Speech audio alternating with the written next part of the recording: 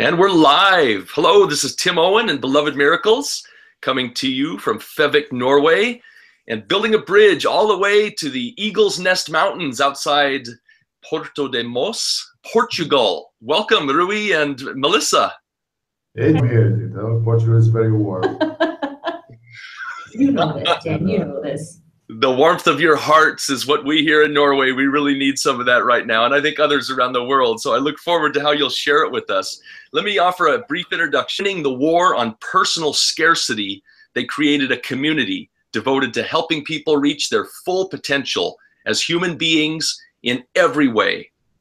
Well, when I started to I had $6,000 in my pocket, and the bank account way for dollars, and we can manage to put food on the table sometimes, and we had to rely on other people's help and stuff. And Melissa sometimes had to add water to the milk, so we always bought the whole milk. We always bought whole milk, so I could, in case of emergency, I thought of things. And like, how many meals did you cook with one chicken? Yeah.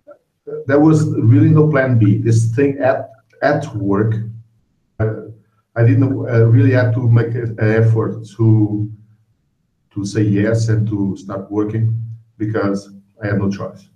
And sometimes we never really had a plan B. We had a vision of what we wanted our lives to be like. The best way to teach children is to show them.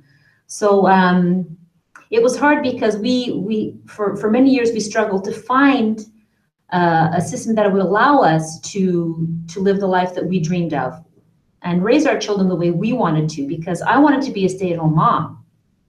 And he had to make enough money to support a fairly large family, so and still be able to not sacrifice his quality time with his children, not be working, from 7 a.m. to midnight every day.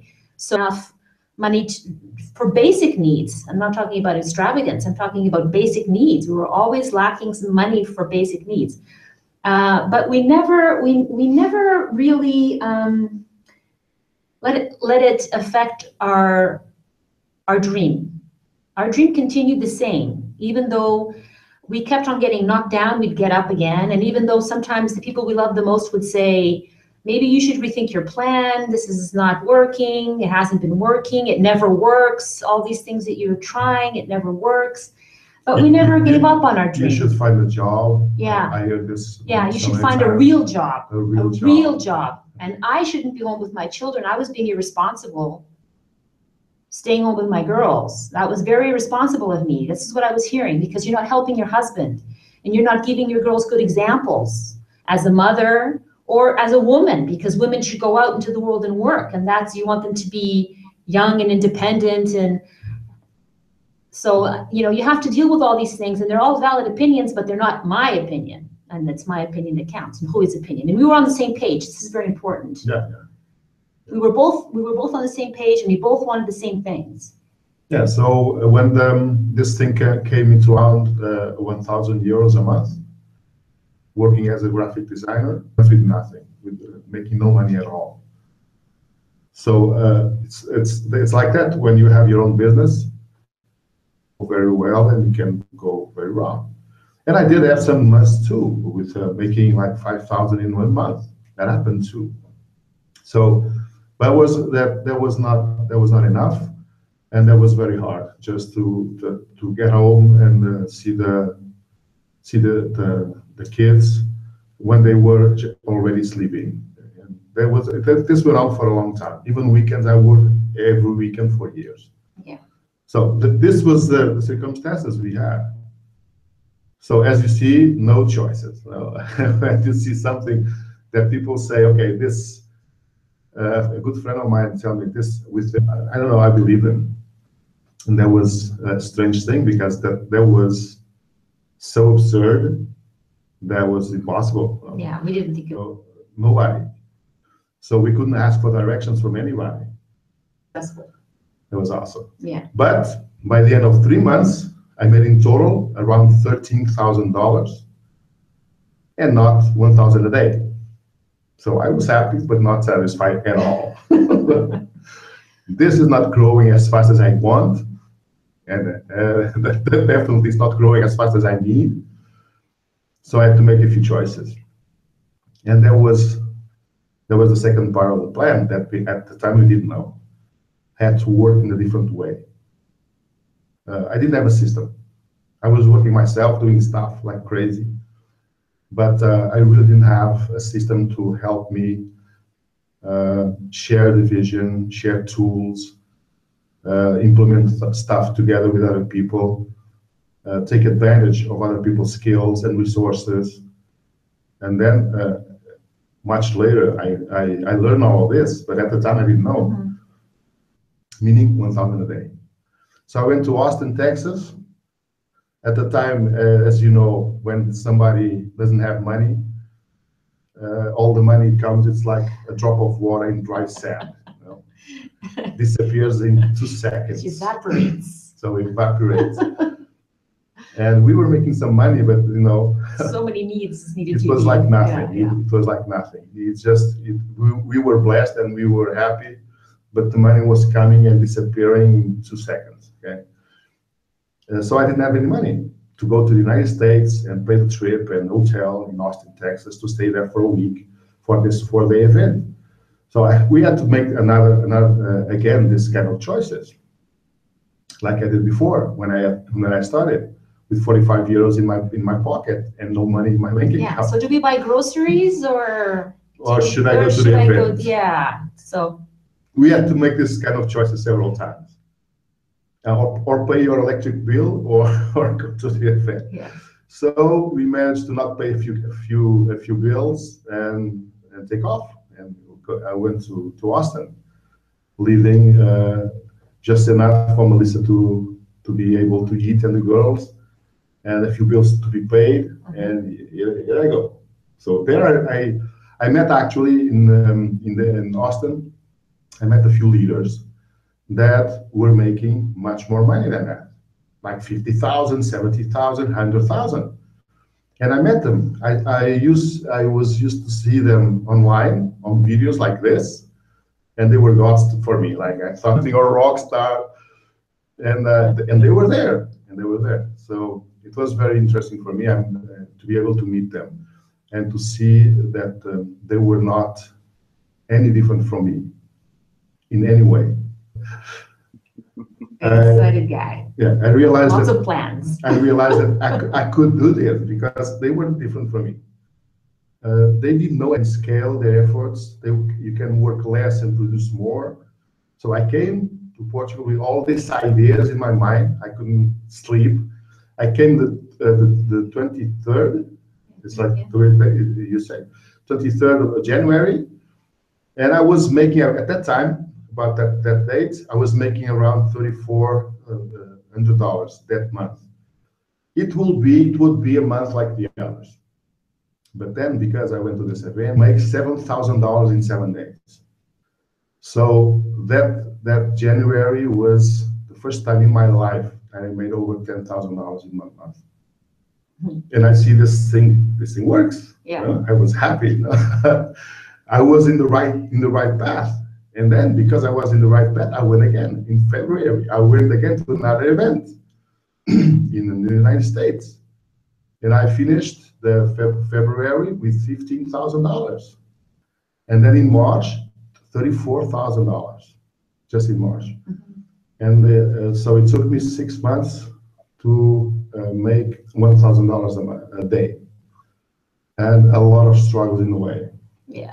A lot of learning along the way. A lot of growth. And Melissa was, as we used to say, como é que é segurar as pontas? Holding down the fort. Holding down the fort. And that's the thing.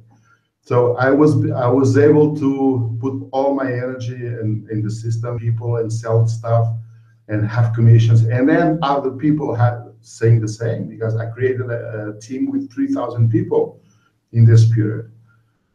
So, and a lot of people was sharing their stories, and I had to learn it really fast, like in 3 months. I had to grow and step into this space that was open to me, And I was able to do that because Melissa was holding the fort. So I don't do anything, changes light bulbs, and I'm the plumber, I'm the electrician. She does every single things, and really hold the family together, and was able to release me from being paying attention to this. So I was dedicating myself entirely to the plan and to the business, and that was awesome part in my business. So that changed a lot for me. I realized that not only that I made it, I made this thing work. I was happy and proud because of that, but because we understood that we had more money that we can spend. And that was a new feeling. That was something completely new. That was interesting. Yeah, we have a few stories about this.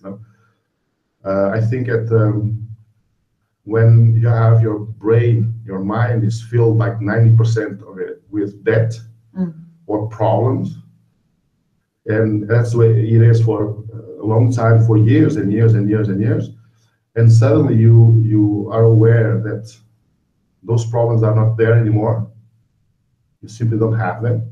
They're solved. The moment you have this awareness, it's like you become like empty. There's nothing there. Yeah, you have to reinvent yourself. There's an adjustment period there. That was the most interesting times. Like the superhero without the villain. So what do I do now? What do I do now? So I didn't know what to do. Answer that question, yeah. And you've got some stories to share along those lines. Yeah. Well, one day I told Melissa to grab the credit card and go and buy everything.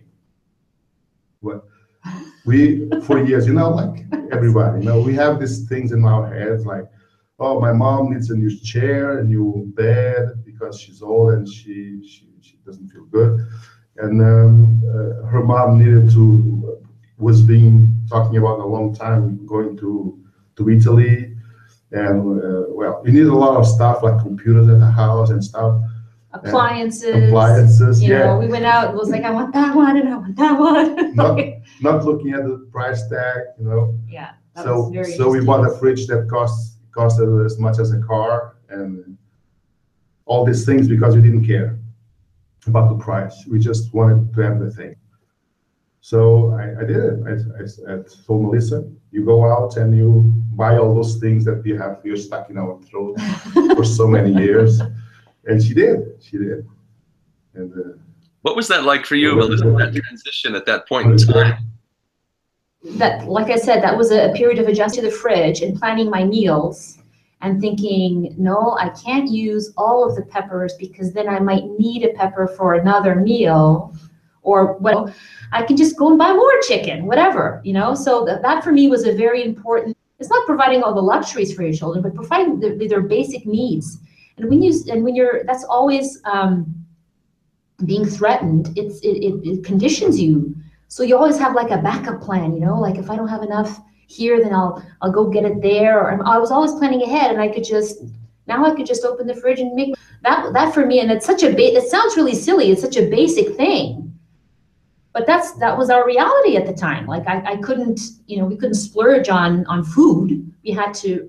Everybody was well fed, but it was a struggle. It was a huge struggle and the main concern for us. So that was, for me, what made the most. A problem is opening the fridge. It doesn't matter what size it is, and there's nothing in there. That's a problem, you see. So everything sort of. It was an awakening for me, and a huge burden was lifted. And I felt that I could breathe and I could sleep easy. It was very important when your mind starts to expand and you realize that we weren't alone, that so many people are in this situation or similar situations.